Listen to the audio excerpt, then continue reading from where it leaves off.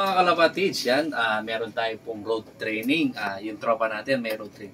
Siyempre, yung mga ibon natin ngayon, mga kalapatids, sobrang init ng panahon, mga kalapatids. Siyempre, uso yung one-eye cod, sipon, alak.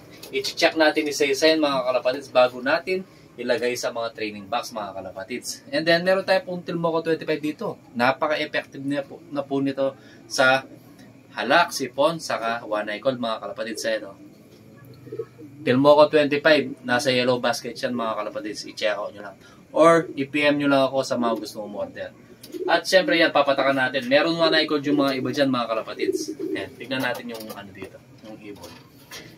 Mga kalapatids, medyo maano yung mata niya, oh.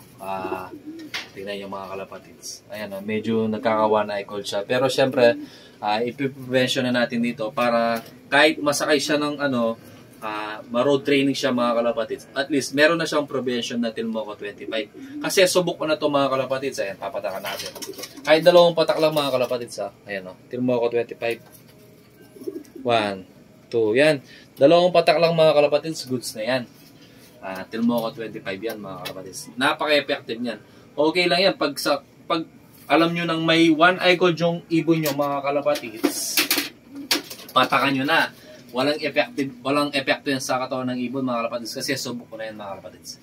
O, check pa tayo ng meron pa one-eye cod dito, mga kalapatids. So, mga kalapatids, na-check na natin lahat. Parang yun lang isa yung meron one-eye cod, mga kalapatids. Ayan, sa mga gustong sumubok sa Tilmoco 25, mga kalapatids, meron po tayo dyan. I-PM nyo lang po ako. Ayan, maraming salamat po. Bye!